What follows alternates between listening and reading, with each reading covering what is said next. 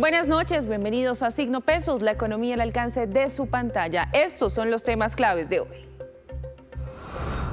Colombia está emprendiendo más. En el marco del Día Mundial del Emprendimiento, la Universidad EAN analizó las cifras de la creación de negocios. El mayor reto es sobrevivir.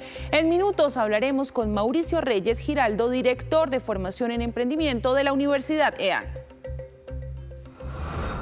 La visión de la calificadora Standard & Poor's sobre el sector minero energético de Colombia. Desde Cartagena, nuestra compañera Laura Rojas habló con el vicepresidente de la compañía sobre los retos y las oportunidades que tiene el país. El trabajo infantil en Colombia muestra una reducción leve, pero sigue latente en las calles. El DANE reveló las más recientes cifras. Conocimos algunas historias de niños y adolescentes que trabajan por necesidad.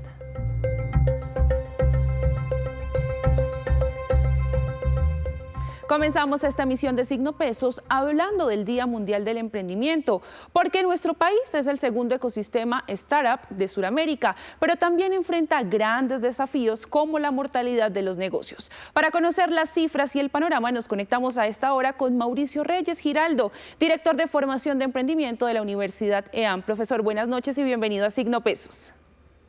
Muy buenas noches, muchas gracias por la invitación, encantado de estar acá con ustedes. ¿Qué tan difícil es emprender en Colombia, profesor? Bueno, emprender en Colombia no está fácil, tiene ciertos niveles de complejidad, sin embargo lo estamos haciendo, eso es importante resaltar. Colombia es un país con alta intencionalidad emprendedora, pero hay que reconocer que hay unas barreras estructurales importantes que dificultan el proceso emprendedor en sí mismo, ¿no? Más o menos el 60% de los emprendimientos en nuestro país nacen desde la necesidad, y esto hace que no necesariamente tengan un modelo de negocio claramente definido y un proyecto de crecimiento estructurado precisamente para enfrentar las condiciones de volatilidad que tiene el entorno, ¿no? Sobre todo hoy en día, cuando un emprendimiento no compite únicamente a nivel local, sino que tenemos un entorno global en el cual tienen competidores internacionales casi que desde el mismo momento en el que nacen. Por el otro lado, hay unos temas tributarios y demás que también dificultan la tarea, y eso pues obviamente es un poco lo que afecta precisamente la perdurabilidad, además de otras condiciones también como financieras, también obviamente capacidades gerenciales para administrar y enfrentar el reto mismo de administrar un negocio. ¿Cuántos emprendimientos aproximadamente hay en nuestro país y de qué tipo o a qué se dedican específicamente la mayoría? Vale, en nuestro país, según el último censo también empresarial y también gracias a investigaciones propias que hemos realizado, pues uno puede identificar que hay alrededor más o menos de 5.200.000 micronegocios en el país. De estos, pues la mayoría de ellos se mueven precisamente en sectores como comercio, en el retail, servicios, gastronomía y básicamente como sectores en los cuales se puede emprender con bajo nivel de recursos, podría decirse de alguna otra manera, pero no digamos con un alto nivel de innovación tecnológica. Si hablamos específicamente ahorita del ecosistema de startups de base tecnológica, pues podemos encontrar que para el censo del 2025 existían en Colombia aproximadamente unas 2.200 startups mapeadas que están en diferentes sectores. Podemos encontrar desde muchas empresas que están en sectores como fintech, donde hemos encontrado plataformas muy interesantes hoy por hoy que permiten pues, democratizar la bancarización, plataformas de educación sustentadas en tecnología, agro, health tech y similares, ¿no? Es ahí donde realmente hoy en día están las apuestas más importantes, casi que algún sector que se pueda apalancar a través de tecnología es donde realmente tenemos la punta de lanza en el proceso de consolidación de startups y en emprendimientos emergentes en este momento. ¿Y cuáles ciudades ustedes han identificado son donde más se están creando este tipo de emprendimientos? Pues indudablemente Bogotá sigue siendo la punta de lanza en términos de ecosistema de emprendimiento en el país, pues por razones bastante lógicas, ¿no? Es la economía más grande del país, mayor cantidad de compradores, mayor cercanía de acceso a proveedores y tecnología, y pues Bogotá se consolida como el tercer ecosistema de hecho más importante en términos de ciudades después de Sao Paulo y Ciudad de México. O sea, realmente tenemos un ecosistema en Bogotá bastante interesante. No quiere decir que en las otras ciudades del país no tengamos también dinámicas importantes. Hay ecosistemas obviamente en Antioquia, Medellín, en Cauca, en el Valle y demás, que hoy por hoy vienen siendo bastante emergentes y bastante interesantes, pero realmente el ecosistema más grande que concentra el 60% del desarrollo y nacimiento de nuevas startups se concentra fundamentalmente aquí en Bogotá. Hablamos de uno de los retos más grandes y es que estos negocios, estos emprendimientos logren sobrevivir en el tiempo. Ustedes dan un dato ahí bastante interesante. ¿Cuántos negocios logran sobrevivir y después de cuántos años? Vale, esto es una cifra que de alguna otra manera preocupa, pero estamos trabajando en ella como ecosistema. Y pues hay dos maneras de mirar precisamente esta característica. Cuando normalmente se emprende bajo una figura formalizada, el nivel de vida, digamos, o el periodo de vida que alcanzan estas empresas puede estar más o menos al quinto año, más o menos una tasa de supervivencia del 44%. Digamos que ahí, pues, de alguna otra manera no se ve tan dramático precisamente este espacio. Sin embargo, cuando se hacen procesos de emprendimiento, como son en la mayoría de los emprendimientos que habitualmente se hacen en el país, que son personas naturales que están llevando a cabo un ejercicio comercial o de microempresa, pues ahí sí la cifra es un poquito más preocupante. 7 de cada 10 mueren antes del quinto año. Entonces, ahí hay unas cifras preocupantes y tal vez se conectan mucho precisamente también con las causas estructurales que mencionaba al principio en las dificultades, ¿no? Pues muchas de estas empresas no tienen la posibilidad de tener modelos de negocio que se pensaron desde la oportunidad, desde identificar una iniciativa clara, y pues eso hace que de una u otra manera tengan que competir fundamentalmente por precio en una economía con altos costos de operación. Pues indudablemente eso hace que también las tasas de supervivencia pues no sean las que quisiéramos, ¿no? ¿Qué debe hacer el país para contrarrestar estos retos que enfrentan justamente estos emprendimientos de no lograr sobrevivir? ¿Qué se puede hacer a nivel nacional para apoyar estos emprendimientos y que en vez de morir en el intento, pues sobrevivan y crezcan? Vale, pues ahí hay tres condiciones, diría yo, que son muy importantes. La primera de ellas, formación. O sea, hay que formarse para emprender. De alguna otra manera, puede existir, digamos, un imaginario que sencillamente para emprender se requiere única y exclusivamente la iniciativa y ganas pues, de llevar a cabo el negocio. Pero indudablemente la formación es clave, sobre todo hoy en día cuando tenemos un entorno competitivo bastante dinámico, que hace que de una u otra manera pues el emprendedor tenga que enfrentarse muy rápidamente a tener que llevar a cabo estrategias de marketing digital, pensar en financiamiento, pensar en levantamiento de capital, también de pronto desde fuentes no tradicionales, administrar equipos de trabajo, y eso hace indudablemente que la formación sea clave en este proceso. Por eso ahí de una u otra manera las universidades, particularmente en el caso de la nuestra, pues nos preocupamos mucho también precisamente por el fortalecimiento de esas capacidades, ¿no? Para que precisamente haya un entrenamiento previo y que realmente puedas de alguna otra manera pues lidiar con estas condiciones, ¿no?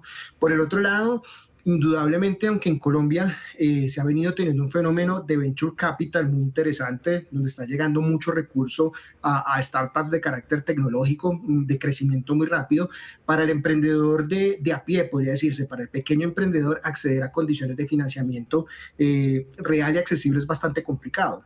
Indudablemente, ahí todavía tenemos un diferencial, un gap bastante amplio entre las necesidades de financiamiento del emprendedor y la manera en la que puede realmente acceder en condiciones favorables para ellos, sobre todo cuando tienen condiciones financieras y de costos y administrativos bastante débiles que también los ponen en una situación bastante riesgosa. Y por el otro lado, pues creo que es importante e indudablemente simplificar las barreras de la formalización, las barreras tributarias, la normativa. Indudablemente para el emprendedor se requiere crear un escenario que le sea mucho más favorable. No es lo mismo tener una empresa que está en operación durante 10 o 15 años, que de alguna otra manera ya tiene una solidez estratégica y gerencial para poder soportar las condiciones de operación, que ser un pequeño emprendedor donde muchas veces estás solo o con un equipo de trabajo limitado y pues tienes que enfrentarte a una cantidad de normativas tributarias, legales, comerciales y demás, que por demás a veces no son tan fáciles. Entonces sí sería importante, a pesar de que tenemos un avance bien interesante en ese sector, seguir tratando de simplificar y hacer un escenario mucho más favorable, mucho más simple, mucho más conveniente para el emprendedor, por lo menos en los primeros 3 a 4 o 5 años de vida, donde está pues sobre todo pues la mayor tasa de mortalidad empresarial. Profesor Reyes, ¿es bueno para un país tener tantos emprendimientos, que esté creciendo el nivel de emprendedores? ¿Es positivo? Claro, es muy positivo. De alguna u otra manera, esto representa siempre dinámica económica, ¿cierto? Siempre el tener precisamente personas permanentemente pensando en generar precisamente oportunidades económicas para generar empleo, para generar precisamente pues la posibilidad de que otros de una u otra manera también tengan un ingreso precisamente pues, para su sustento familiar, personal y demás, pues eso hace que pues obviamente tener entre más emprendedores tengamos en una economía sea mucho más favorable, ¿no? Lo que sí hay que tener en cuenta dentro de todo este proceso es que ojalá pudiéramos tener emprendedores que tuvieran mayores tasas digamos, de sobrevivencia en el tiempo, y por el otro lado que ojalá pudieran tener obviamente también capacidad para crecer. Eso nos permitiría pues impactar mucho más, ¿no? Pero es supremamente positivo para una economía, e indudablemente una economía sin emprendedores pues no tendría precisamente pues esa dinámica, generar innovaciones y ese crecimiento constante pues, que queremos obviamente para todo, para el país, ¿no? Muchísimas gracias al profesor Mauricio Reyes, director de formación de emprendimiento de la Universidad EAM, por acompañarnos aquí en Signo Pesos. Y así hacemos una breve pausa, pero cuando regresemos, espere. El gobierno publicó un proyecto de decreto que aumentaría los aranceles para los productos provenientes de Ecuador. Les tenemos la lista.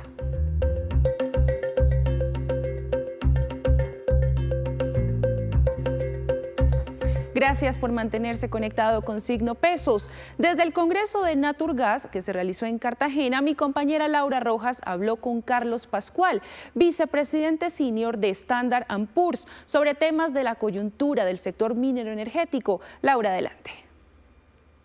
En el Congreso de Naturgas, que se llevó a cabo desde el 15 hasta el 17 de abril, la gran conclusión de los expertos analistas es que se necesitan nuevos contratos para encontrar gas, porque el gas, dice la presidenta del gremio, Luz Estela Murgas, pues está enterrado. Mientras tanto, están pasando algunas otras situaciones, ustedes lo han visto, en Medio Oriente, y precisamente sobre ese tema quiero hablar con el vicepresidente senior de Standard & Poor's, Carlos Pascual. ¿Qué tal, vicepresidente? Y hablemos cómo esto tiene incidencia en los precios. ¿Eso se podría ver también en América Latina? ¿Precios en la gasolina, en el gas? Absolutamente, va a tener un impacto en los precios globales, todos los países del mundo. Por el estrecho de Hormuz pasaba 20% del petróleo del mundo, 20% del GNL. Todo eso está bloqueado. Anteriormente pasaban 20 millones de barriles por día, el día de hoy están pasando 15. En el gas natural pasaba niveles que, por ponerlo en contexto, Qatar era el productor principal de GNL en el mundo, ahora está exportando 0. Lo que eso implica es que tiene impacto en todos los precios internacionalmente. El precio de petróleo Dated Brent, el precio físico, el promedio en abril ha sido más que $120 por barril. Hace un par de meses estaba en $60 por barril. Todo eso se va a traducir en precios de gasolina, de diésel, de querosina y en el gas natural. También va a tener un impacto enorme en el mercado. La guerra ha destruido un gran porcentaje, como 20%, de la capacidad de producir el GNL, que va a tener impactos por 3 a 5 años. Entonces, aquí tenemos que ver y entender que sobre los próximos meses el precio de petróleo, de los productos, va a ser más caro, el precio de gas va a ser más caro y va a caer exactamente en el periodo de las elecciones de este país. Sobre ese tema es muy importante, usted lo acaba de decir, las elecciones en este país, lo que tiene que ver también con fracking, y ayer lo veíamos en el debate, y es cómo este nuevo mandato que comienza puede llevar a cabo esas tecnologías. Lo veíamos también, ponen como ejemplo en este Congreso de Naturgas lo que pasa en Argentina con ese proyecto de Vaca Muerta, que ha tenido esa tecnología que ha avanzado con fracking. ¿Qué se puede hacer en Colombia? Porque también la discusión tiene que ver con temas ambientales. La realidad es que hemos aprendido muchísimo sobre tiempo, sobre el fracking, no solamente la experiencia de Vaca Muerta, tenemos la experiencia de Estados Unidos. Todo esto empezó en serio en el 2009 en Estados Unidos con un proceso de aprendizaje enorme sobre cómo proteger el medio ambiente, proteger el agua, controlar el riesgo de que el gas se pueda mezclar en conjunto con el medio ambiente y con el agua.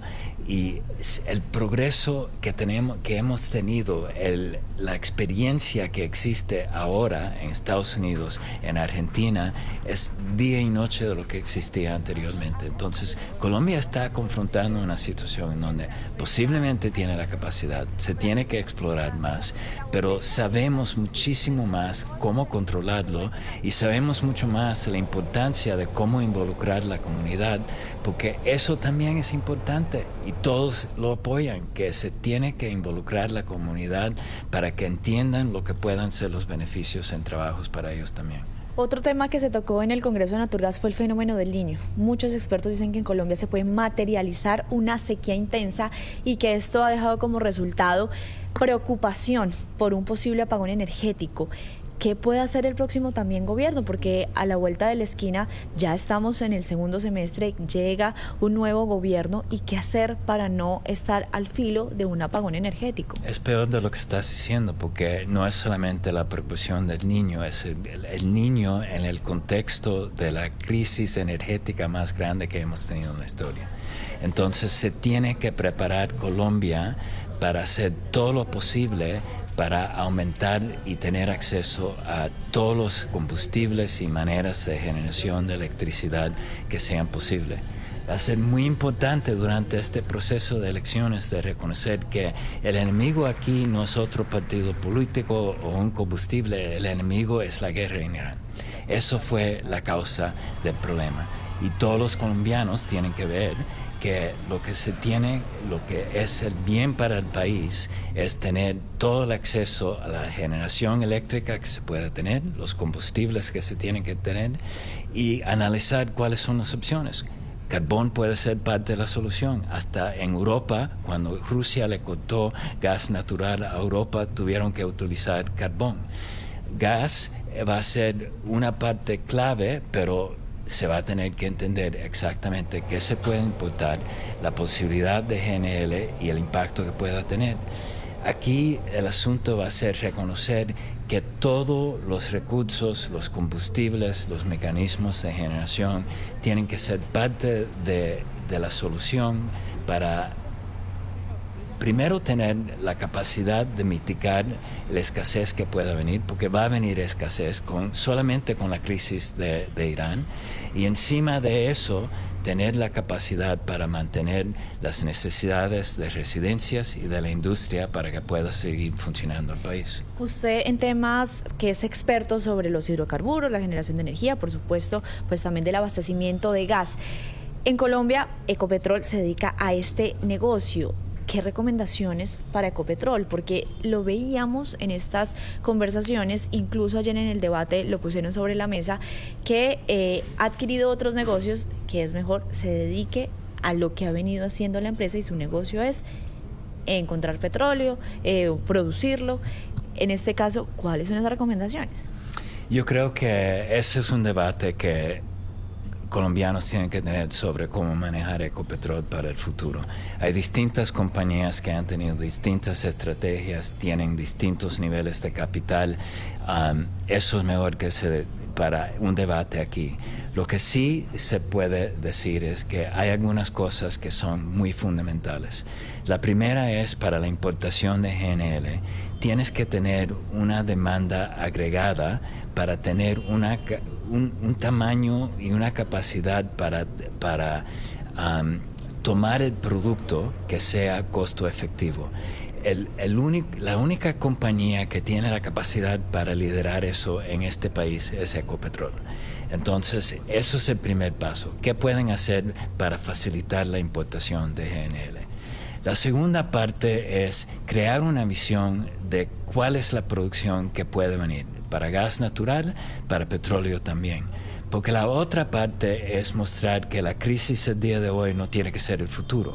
Y la única manera de hacerlo es mostrar que hay un proceso, producción nueva, que hay un camino, un sendero para llegar ahí, que va a poder ser comercialmente competitivo, para que entonces los inversores puedan ver, aquí hay una posibilidad para el futuro. Si seguimos en este camino, entonces nos da una salida y nos da sentido porque deberíamos estar invirtiendo dentro del país. Pues bien, doctor Pascual, muchísimas gracias por esta entrevista, contarnos la importancia que tiene aún el gas, no solo en Colombia, sino a nivel internacional, lo que está pasando en Medio Oriente y que esto deja como resultado que los países tienen que ser autosuficientes. Muchísimas gracias nuevamente. Gusto. Y cambiamos de tema porque el trabajo infantil en Colombia muestra una leve reducción, pero sigue latente en las calles. Detrás de las cifras reveladas por el DANE hay historias de niños y adolescentes que trabajan por necesidad para apoyar a sus familias o simplemente para sobrevivir.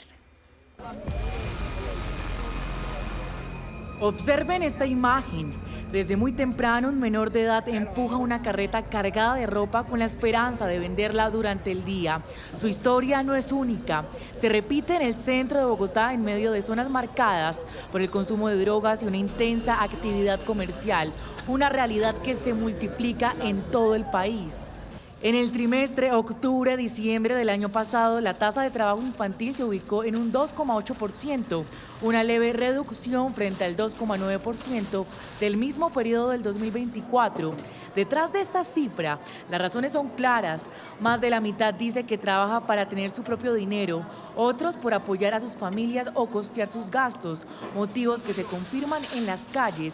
En este recorrido con el IDIPROM encontramos historias que le ponen rostro a estos datos. Porque uno necesita plata para pagar sus cosas, porque uno se quiere comprar sus cosas y uno no le puede decir a la mamá, porque la mamá también tiene necesidades.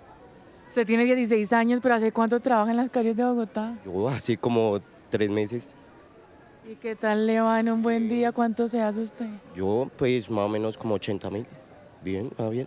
¿Y usted estudia? Yo sí, valió los sábados.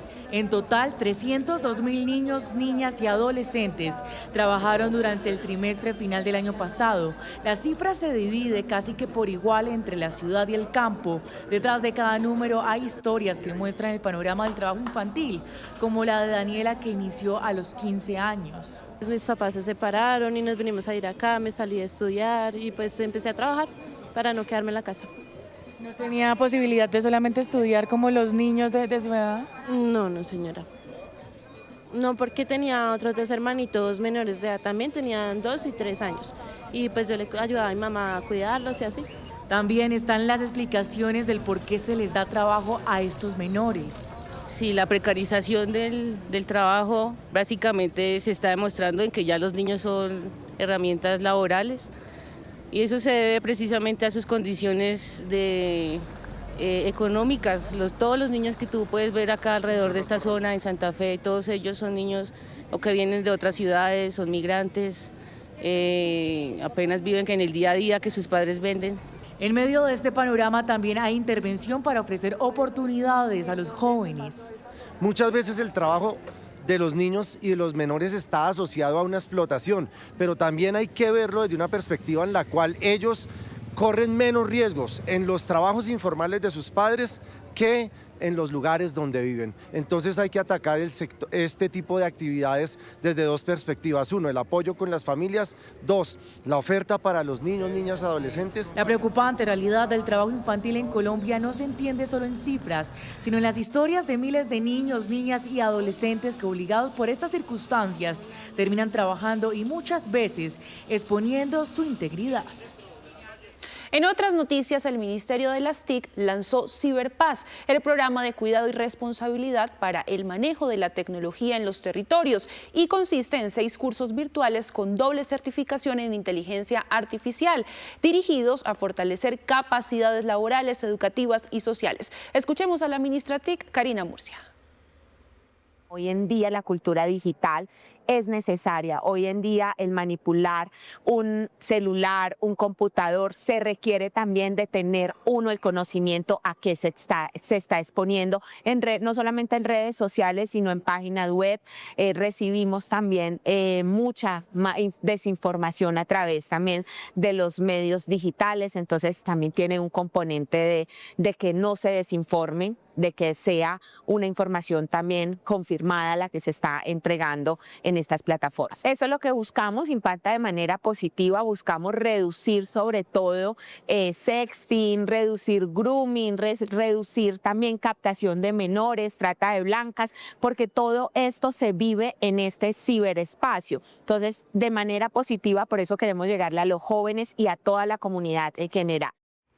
Y antes de despedirnos, nos dejo con este dato. El Ministerio de Comercio publicó para comentarios un proyecto de decreto que aumentaría de manera diferencial los aranceles para algunos productos provenientes del Ecuador. El 35% aplicaría para legumbres como frijol, también para productos como bananos y plátanos, el 50% para camarones y langostinos y conservas de pescados y el 75% para arroz, aceites, grasas. De esta medida están exentos los insumos y materias primas indispensables para la industria nacional. Y así terminamos por hoy. Los esperamos la próxima semana con una nueva emisión y toda la información económica que usted necesita saber. Esto es Signo Pesos, la economía al alcance de su pantalla. Feliz fin de semana para todos.